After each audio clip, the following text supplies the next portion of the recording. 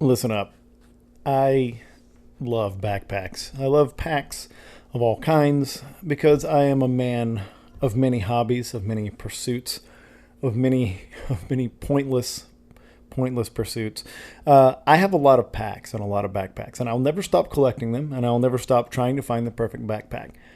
Fogapparel.com has 6 new packs that just dropped. So let's run through them real quick. They got the Fog Recon pack. They got that in slate, which looks rad, and black in case you're going stealth mode. The Recon pack is like a smaller scale kind of day pack. It's got a little bit more room than like a fanny or like a chest pack or something like that. It's worn like a backpack, but it's extremely portable. It's still got drink holders. It's America. You got to have cup holders and everything, right? So that's the one that I'm loving the most, just because it's a day pack. I also the fanny pack, the Snack Snuggler. Yeah, that's right. Fits lots of snacks, y'all. I love those. I especially love the Snuggler. I like to use it. Snack Smuggler. In Slate Snack Smuggler. Say that 3 times fast.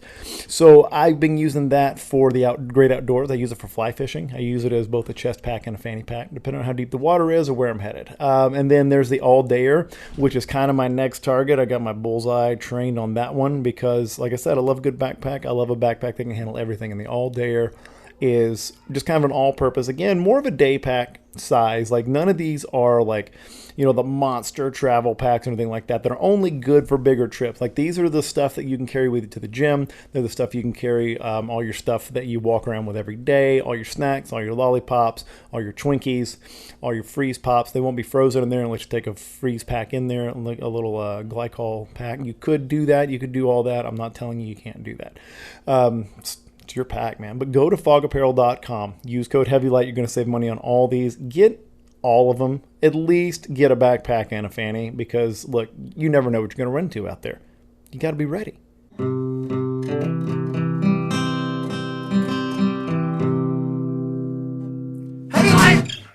going to take this opportunity to talk about something that is a very common question or like a suggestion for a topic that I get, because I think we get a decent mix of people that have been in the sport for a while that love to hear the scuttlebutt and love to hear me slowly lose my mind in quarantine with no games. But we have a decent amount of new people that are getting into the sport, and they come across this podcast, God help you. They come across this as kind of a guide. And so what I want to talk about is the absolute mess that is going pro. The Path to Pro. That's a terrible title, but that's going to be the title of the podcast.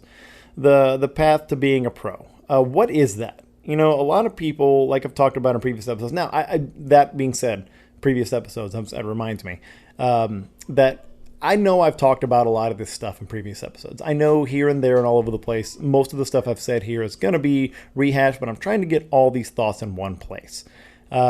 I'm terrible about naming episodes anything relevant to what they're actually about. I usually just find something stupid or even stupider or most stupider that I said in the course of it, and then I just make the title that. So I never really know what my previous episodes are about. So this one, we're going to try to be a little organized. We're going to try to get as much information as in my stupid head and my experience about how pros become pros. We're going to get it out there. So we, in previous podcasts, I've talked about we have athletes that come from lots of different backgrounds. We have just your basic, gym bros and sisses that, is gym sis a thing? I think it should be. Like, I feel like that should enter the lexicon. In a previous episode, I would have just called this, or a previous life, I would have called this episode Enter the Lexicon, and nobody would have known what it was about until they heard me say that and be like, oh, it's like the title of the movie. They said the title of the movie in the movie. But I've said in previous episodes that gym bros, gym sisters, that's cooler sounding. We get those people that just want to test their strength out here. You get people that come from the world of strongman. You get people that come from powerlifting. You get people that come from bodybuilding. You get people that come from all walks of the strength world or all walks of the sports world. Track and field, you get them all. And in some of those, there is a relatively clear path to being a pro. Track and field is different. You either threw in college or you didn't, and then you continue to throw after college, where they pay you at the big leagues in the big events like Diamond League, stuff like that, and you're paid to throw, and that's how you do it. It's just really a declaration and signing a contract to do that. I'm not totally familiar with that. I'm sure there are other people that could help me out, but that's the gist of it in track and field. Strongman, in North America, it's and I think everywhere, Strongman Corp, North American Strongman specifically. They have their path with their different the medal events, like silver. What are they called? They're silver, gold, platinum plus, right? And so basically, you're qualifying in a lot of those lower ones to get a spot at North American Strongman Championship. A lot of the lower ones are like regional or state and stuff like that. Local, regional, state kind of builds up. But then when you get to the platinum level, things get a little stricter. And generally I think it's the person who wins a platinum plus, they're awarded a pro card. But it's a little convoluted, but generally if you win and you keep winning bigger events, eventually you get a pro card and there's a designation that you're a pro. That's kind of how it happens. And then there are certain events where you're invited to do those things as a pro strongman. So, and there's only so many platinum or platinum plus events per year. So there's a limit, there's kind of a cap, and only so many pro cards are given out, blah, blah, blah. Kind of self-controlling. Bodybuilding, as far as I know in the US, it's, I think you have to do like NPC shows, and you have to get in the top 3 of an NPC show, and that's a you have to get into an NPC national qualifier, I think you have to get, and then you get your pro card, and then by doing that, you can start doing IFBB shows, International Federation of Bodybuilding competitions. You can start doing those and competing at that level. So there's a path, right? Powerlifting, I'm actually very unfamiliar because I think they have the same problem that we do, is like the idea of who's a pro and who's not is kind of weird. Because there are people that are paid as, pros to come compete and stuff like that, but a lot of it's done through sponsorship money. So I'm unclear on that. I'd like for somebody to talk to me more about what, if any, pro distinction there is in powerlifting, because I've definitely know people that have represented themselves as such. I just don't know the path that well. It's funny, I know so many powerlifters, but I've never talk to them a great deal, and I think that means that maybe there's not that much of a designation. But in the Highland Games, we have this pro class, and that's kind of, you're like me and you're brand new, and you say, hey, my immediate numbers weren't terrible. I think in like 3-4 years I could be a pro, because you see that as a goal. So let's talk about what the path to get there is. Now, the quick and dirty and the kind of funny part of it is there's really nothing, y'all. You can just say that you're pro and you're pro, but it's not that simple, because we don't have a governing body. Hey, Hayden, get to work on HGO, that we don't have any sort of governing body or centralized rule set or anything like that. That we don't have like a clear path. We don't have a pro card that does any of that stuff. And I joke about Hayden, but that's not even like what he's particularly working on. He's just working for organization or better database for the sport. I think that could, I guess what I'm saying is I think that could lead to better things like that for us, having a more organized sport and better statistics and better data management, more centralized. So, but without having that central governing body, there's no pro card, there's no test, there's no litmus test for what is a pro and what is not. So really what pro comes down to for us is, are you paid to throw or are you paying to throw? And for a lot of pros, are you breaking even to throw? Or are you getting money but still spending, like, are you in, if you're still in the red to go to a festival and throw, but somebody did hand you money, technically you're a pro, you're just a pro with terrible budgeting skills, I guess. But that happens a lot. I mean, I have myself been paid to compete, but I mean, in the end, I spent more to get there than I got paid. So am I a pro athlete? No, I'm not, by the definition of our sport. If you're going to go with the broader definition of somebody who's paid to do something as a job, yes, I have been paid to throw in the Highland Games. So you could say that I am a pro, but I would not say that I am a pro because we have our own kind of nebulous definition of that. I would never introduce myself to somebody in the sport and say, "Hi, Mike Beach, professional Highland Games athlete." I couldn't do it because that doesn't pass that litmus test. That doesn't pass the sniff test with people in our sport because we know kind of what pros are. They're the people at the top of the top. And historically, they've been men, and we're going to get to that. They've been, the men that are throwing the biggest numbers, that are throwing the farthest. And so they get paid, they get invited. And the invite is a big deal. And I'm kind of starting from the top down. I'm giving a general idea of what pro is, but I'm going to talk about a path or paths to get there, which again, I have talked about in the past, but we're going to try to consolidate here. But going back to what pros basically are, a pro is somebody who is throwing at a level either in their region or nationally so much that they are invited to come compete at festivals that have a pro class. Now, having a pro class requires that they have money, that they need money to pay these pros. And so that means paying their travel and then paying them a fee, which can be either a flat fee that everybody in the class gets paid the same, you're paying all your entertainers the same, or they pay it out based on placing. Or certain events like Enumclaw has in years past, I'm not sure about the model now, since Jay's taken over there. I'm sorry, I haven't been and I haven't seen it. But in the past, they paid out for event by event, and then they paid out for challenge events that you did as well. Like they would have sheaf, but then they'd have like challenge sheaf or whatever. So they would pay out per event. And a lot of them still do that, and some of them pay out for challenge events like challenge cabers, things like that. But in general, a pro is somebody who's throwing numbers sufficient enough and has enough notoriety, is well known enough in the games to have themselves out there as a pro. And a lot of times big enough numbers will just do that, and I'll get to that more. And then you're invited to games where there's a pro class and you are paid to play. You're paid to compete. And that's really the long and short of it. And that is pretty nebulous, obviously. That's not a strict definition by any stretch of the imagination. But I feel like that's the bare minimum, that you are being paid to throw.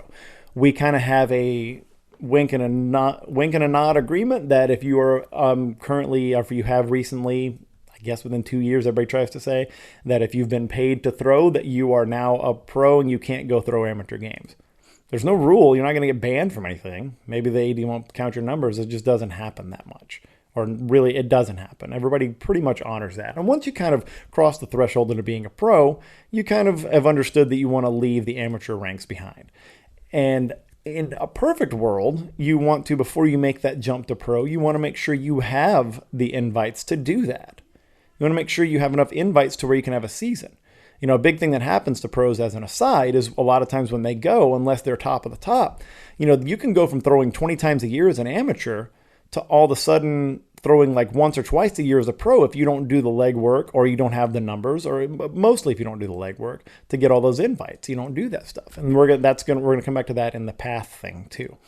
So again, the numbers are a big part of it, but there's no absolute threshold. There's no absolute numbers. There are, and I say this only because I have myself to compare to, there are people in the database throwing as pros who don't have my numbers. But cool. I'm glad they're getting paid for what they're doing. Like, I'm glad they are. But really, when you start looking, I guess at the top 30, 35 maybe people, I'm totally guessing without looking. That's kind of your pro level. Those are the real pro numbers. Those are the people that were generally conceding. Those are the people that can kind of go anywhere and compete as a pro as long as they have the invite. Like some people are going to be. Well, I'll back up. I'll leave this conversation for the end of the path thing. I'm leaving a lot of threads out here that I'm not going to tie up. Isn't that fun? I keep saying I'll come back to that later. I'm not going to. You know what I am going to do, though? I'm going to stop and talk about sport kilt real quick. Sport kilt is a big part of your path to success, and almost every top pro, if not everyone, is wearing sport kilt. Athletes that have done this long enough, that need good quality stuff, that need good quality socks to compete in, they need kilts, they need any like even if they want to go more traditional, if they want to have the kilt flashes and everything, Sport Kilt's got it. Sport Kilt has it. Everything you need for the Highland Games. If you want to be looking good, you want to be competing in durable stuff, that's especially the kilt that's lightweight, doesn't weigh you down, is comfortable, it's something you can shove in your box over and over and over again and take it back out, and it's always going to be a good condition and not get all ratty because it's tough, durable material.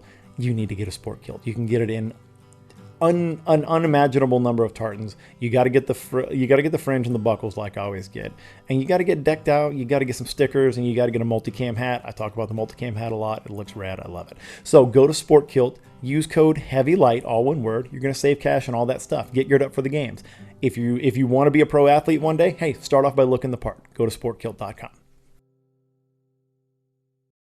So the path, the many paths to pro. Here's where I attempt to tie up all these loose ends and fail miserably. Let's say you're starting off as a track and field athlete. This is the quickest one.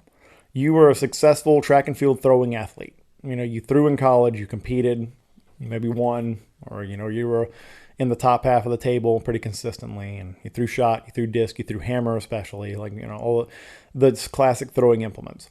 Or you're a decathlete where you did some throwing as well. Your path is going to be, you still have to sign up for your first games. You're probably going to get thrown in a novice class.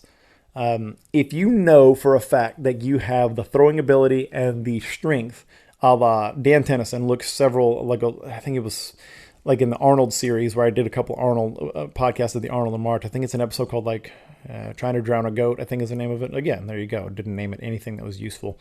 But he talks about what his first games was like, and that he tried to warn the ADs, like, look, I threw in college, and I'm pretty, I'm a power lifter. I got the strength. I think I'm going to be okay.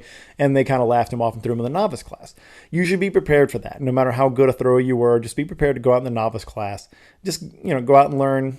You'll probably dominate the novice class. They'll throw you into the B class next, and then you dominate them, and then they'll start throwing you in the A class, and then you start running into competition of people that have done this particular sport and these 9 events, and then you'll start to see where you've differentiated or where you need to improve.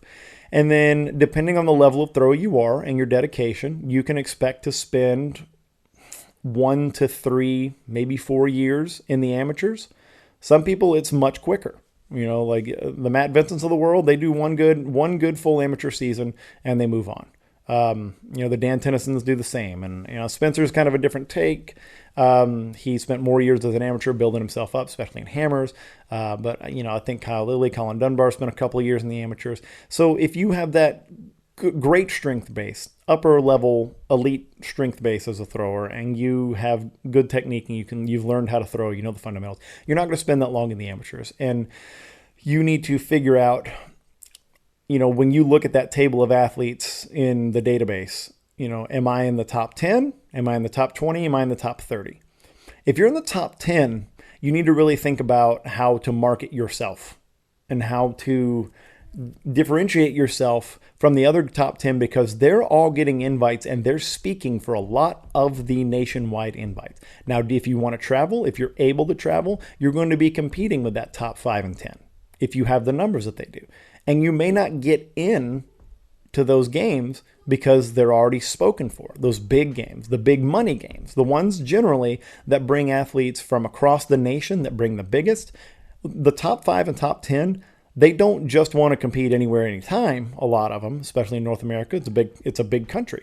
They want to go where it's worth their time and it's worth the money to do it. Or there's enough prestige to where they want to do it, like championships and stuff like that. But generally those tend to align. For now, those tend to align. So you need to figure out, are you going to be competing for them? Because if so, in that 1 to 3 years where you're an amateur, you need to be doing a world tour. And by world, I mean North America, obviously. But you need to be going to all those games on your dime as an amateur, or your sponsor's dime if you're lucky enough to land that kind of stuff. You need to go and you need to travel to those games where you want to throw as a pro and throw as an amateur, and you need to win, and you need to make a good impression, and you need to be entertaining. Because you're trying to get in the mind of that AD, like, hey, when a spot opens, I'd love to be the guy. I'd love to be there, and I'd love to do that. So if you're if you're a track and field athlete that's coming through fast, has got the background, and you know that you're going to be able to compete with that top 10 on numbers pretty soon if you keep working at it. Like Hayden's a great example. Hayden Balliol is a great example. The Pirate Captain's a great example. He's got the numbers, he's got the skill, he's got the elite level strength. He's just got to do the game where he gets his name out there, and he's doing a great job. And he's got to make it known like, hey, this is a good guy who, will take care of your games and shout you out, and he will bring a crowd, and he'll bring, fans and eyes online to the festival and to you, and bring, sell tickets to the gate. And he's a good person that the other throwers are going to like. So, and he'll entertain the crowd. That's the kind of stuff. That's where he is right now with that track and field background. This is like his first real, full, serious season that he's really going at. Great year to pick, by the way, Hayden. Good one, man. So this is that he's a prototype of that path, right? He's a good example of that. He's just still in his travel mode. He's still in his raking up the goodwill, racking up the goodwill. Sorry. Another path is you're somebody that comes from another sport, like powerlifting, strongman, Olympic weightlifting, someplace where you've got an engine, you got a motor, and you can move weight, and you got the strength and everything like that. But you have to learn the technique of throwing, and there's going to be wide variations in talent level and ability level and baseline and everything there. But that path, generally, you're going to have to get ready to spend 3 to 5 years, maybe more, building your technique up to where you can consistently hit the big throws. Because the one thing that I've seen over the years is that people that are real strong can once in a while pop out a big throw. And in the database, sometimes they'll look really good, because the database takes your best throws of the year and ranks you on that.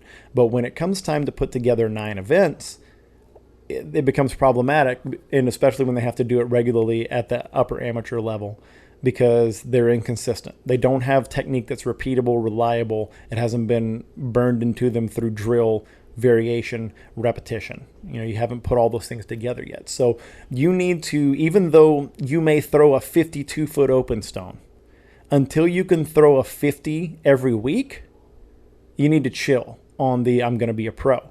Because you're going to show up to, the big show with those top 20 guys, and they're going to smoke you every time. Because you don't have the everyday numbers. Like, I look at somebody like, who can I look at here? Like the kind of guy who throws a consistently, good games all the time. Who's somebody I can look at here in this top? That's not like one of the huge, Wes Kaiser. Wes Kaiser on the East Coast. He's number 6 last year pro. He's a guy that very rarely falters. Like, he's not like all of a sudden going to pop up and be like, yeah, he threw a 94 lightweight. But it's always going to be right around 80 to 82, I think is his best. Like, he's going to be throwing 80. He's going to throw in the low 40s. He may pop out a bigger one once in a while. But he's always going to be a 106 heavy hammer is like his best on the board. So, he's always over 100. So, he's throwing his best was a 127 light hammer. Like, he's always in that range. Let's pull, just for curiosity, I'm going to click on his name in the database and look.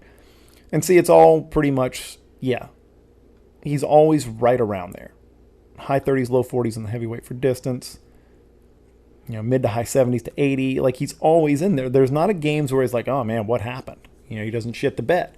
There's plenty of other good examples. Damien Fisher's a great example of that, number 5 right above him. Nathan Burchett's a great example, just a veteran of forever, because he's been doing this forever. And actually, that's who I should have started with, because Nasty Nate's a great example of somebody that just throws consistently, always very close in his numbers. He will pop out some big ones once in a while. He'll throw a monster light hammer on you, either hammer, throw monster hammers on you.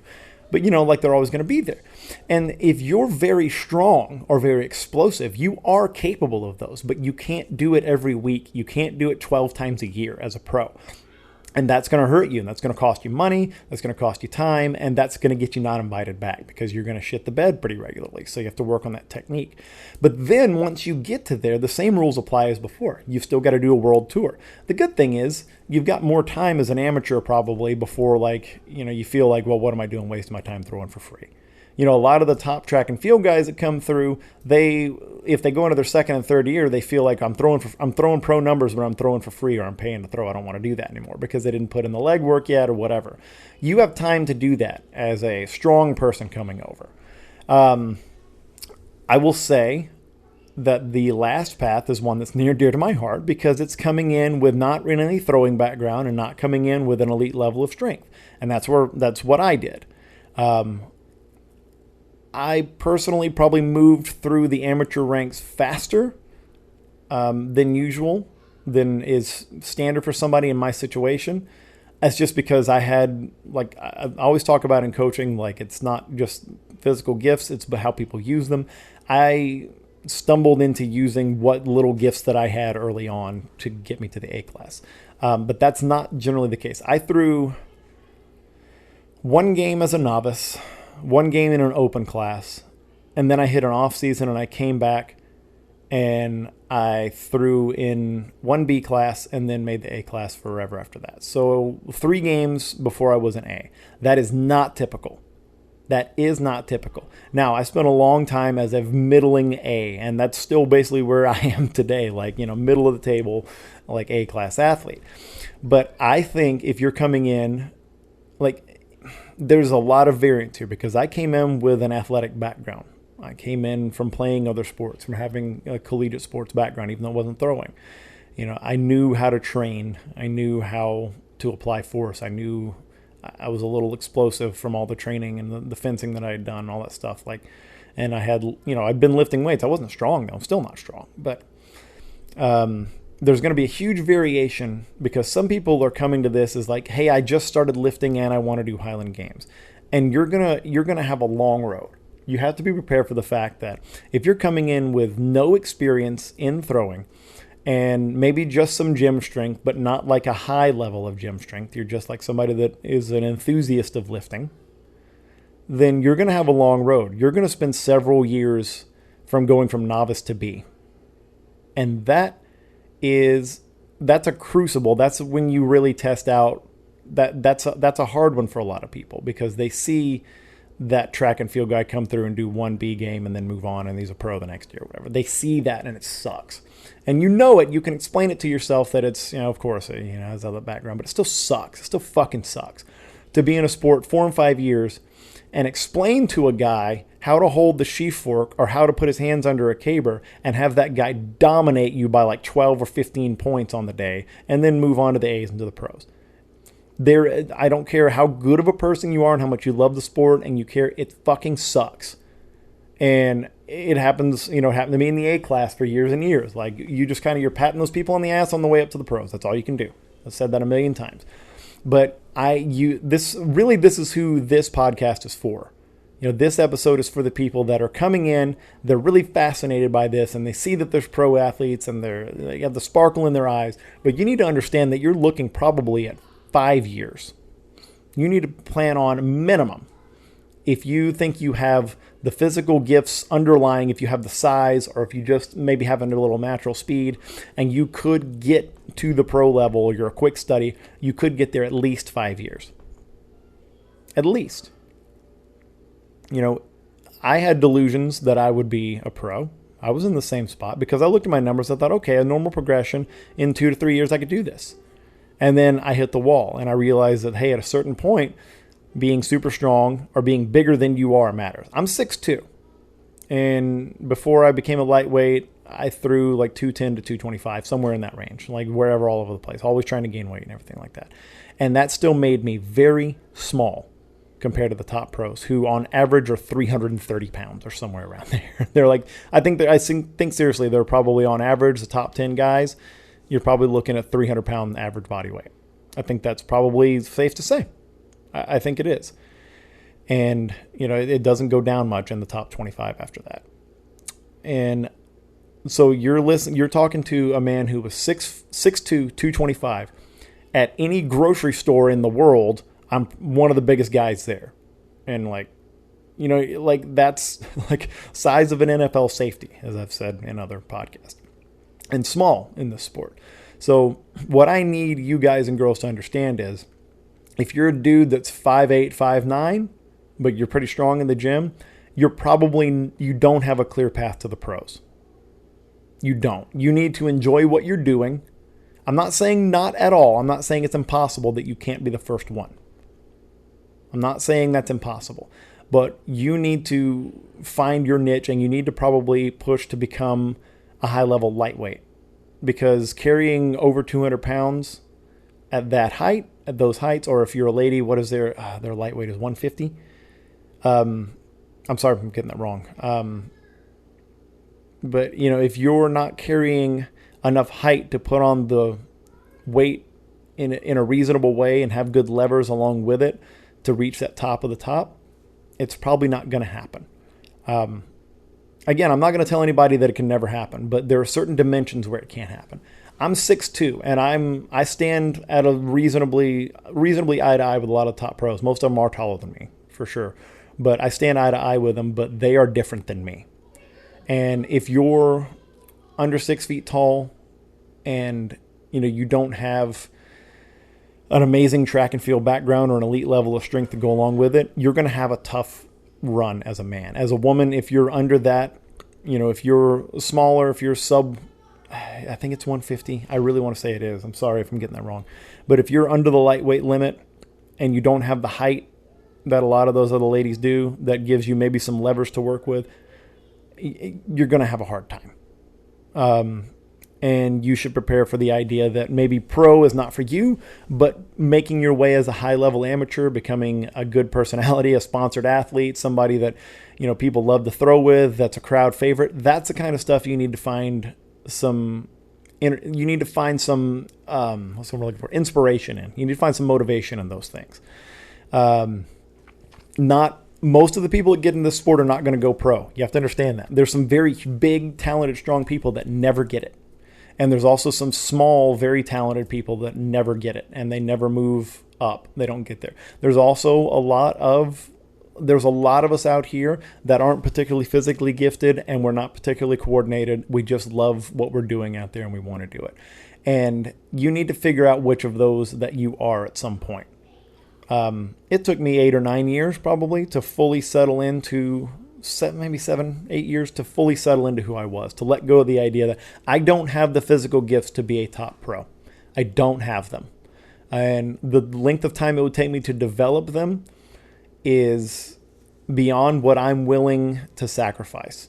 And the size, I've talked about this in my own personal journey. The size I'd have to put on to do it is not worth the health risk that I might be staring down to do it. That was my personal decision. So I found a pretty good niche as a lightweight and as a podcaster.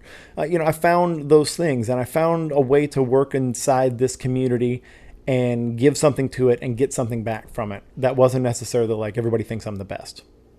That's not there for everybody. So I know I spent a lot of time on that. I know it sounds like I'm shitting on everybody that's, very low level that has dreams of going pro. You should have those dreams of going pro. You should give it a game effort. You should give it several years of totally game effort, trying to become the best Highland Games athlete you can. And don't question yourself. Be that stupid, run your head into the brick wall kind of training idiot, and follow my program, follow anybody else's program for lifting, for throwing, anything like that. Really put yourself fully into it. But then after 3 or 4 years, you need to start taking a solid look at what you're doing, because this is a hobby and you're paying to do it at a certain point. And is it damaging your life? Is it detracting from your life to work as hard as you can for something with what's potentially going to have very little reward? Then you need to figure out a different path than the path to pro, plain and simple. Now, traditionally, I'm going to shift gears totally here. Traditionally, the path to pro has been something for men. That's been the nature of our sport. Lately, in the past few years, the women's class has started to, for lack of a better way of saying it, really get their shit together. And in that, I mean that they're attracting better and better athletes, and they're representing themselves better at games. They're putting on better competitions, sometimes way better competitions than the other men's classes are on the field if you get the right women there. So I think there's a coming wave. If the money continues, if anybody continues to put money into the sport after this year, and God willing, that I think women's pro class is going to become more and more of a thing. And I think we have, by default, thought of the men's pro class as the pro class. But I really loved what Steve Conway did at the Arnold, where it was men's and women's pro class. Those were the best in the world. There they are. These are the pros. There's no men's pro, women's pro. It's just pro. That's what it was. And I dig that. And I think that needs to be more of a thing, because I think that is going to culturally jibe a little bit more. It's going to bring more eyes and more people to our sport. I dig that. And plus, What do you do at a certain point when you have a class of like the top 5 to 10 women athletes that are head and shoulders above everybody else? I mean, at a certain point, if we got money to go around for an entertainment product, which we are, let's not forget, we're all talking about being pro entertainers here. We're basically just talking about being rockette dancers in kilts with rocks. Rockette. There's a joke there somewhere. But, that's what we're talking about. If we're talking about an entertainment product, then I think there's a very viable path for a women's pro class because it's cool as shit to watch women do this stuff. There's a unique factor. There's a wow factor. And what you really want is, if there's athletic women in the crowd, you want an I can do that factor because dudes deal with that all the time.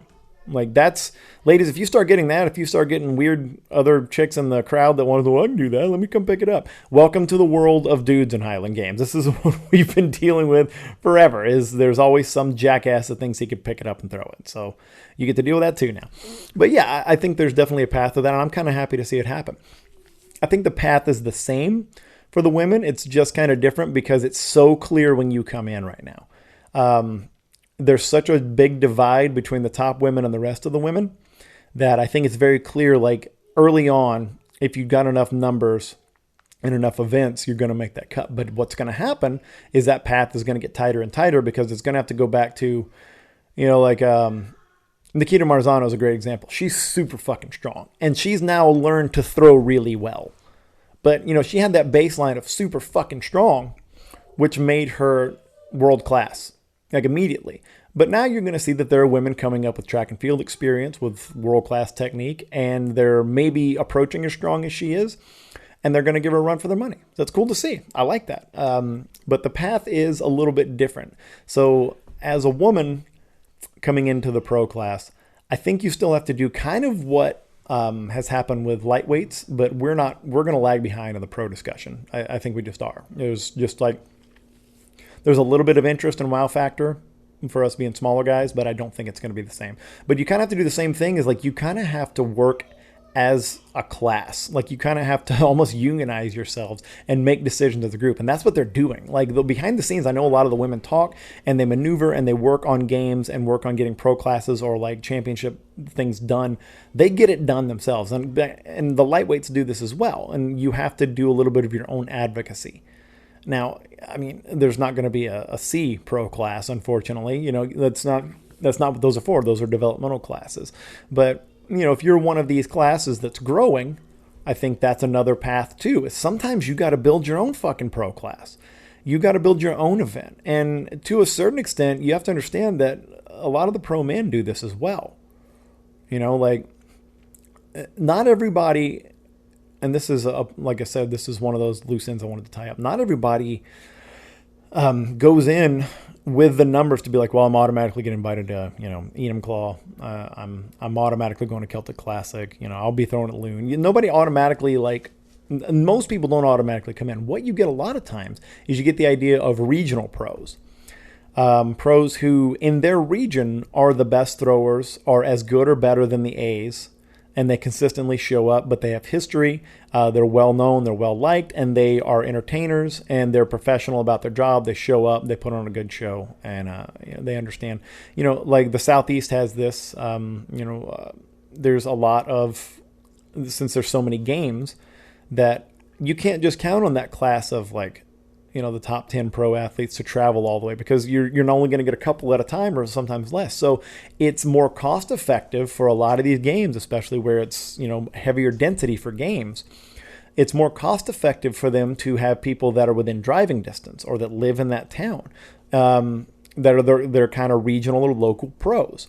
So, that's another way of not creating your own pro class, like I was saying before, but another path to where if you set your sights towards, okay, you know what, me and my throwing group, we've got 3 guys and a couple of girls that are throwing pretty damn good numbers. We're the best A's or the best amateurs around.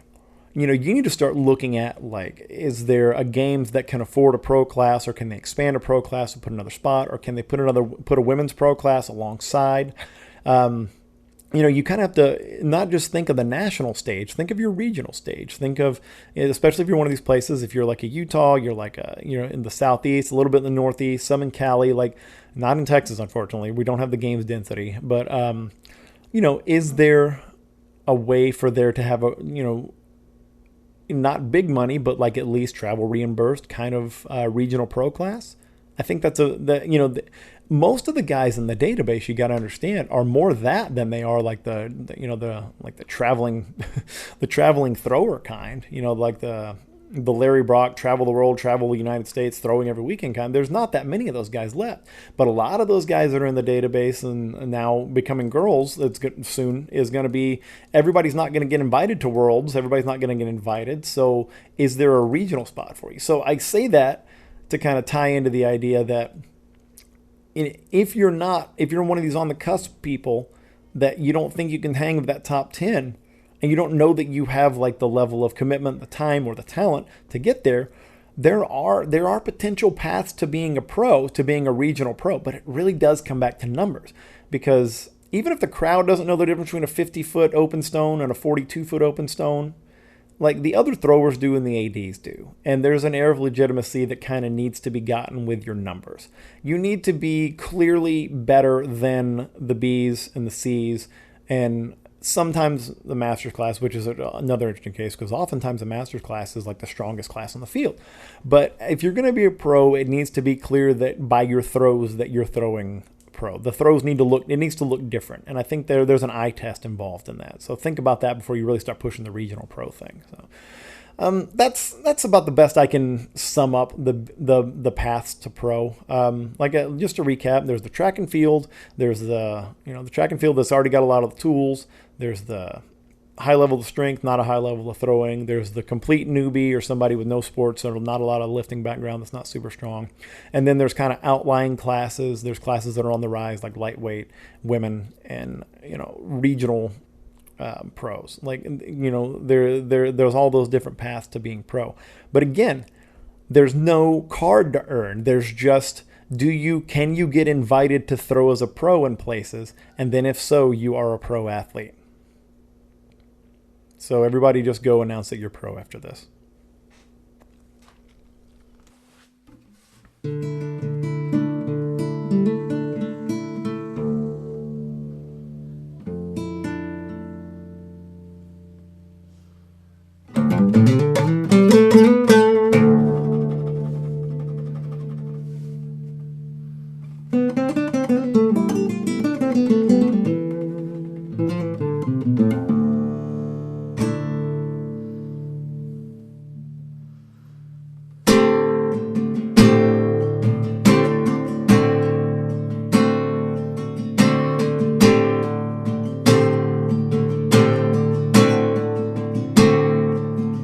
Just enter 3 or 4 games worth of inflated fake numbers. Get a free plane ride and cash the check and then retire.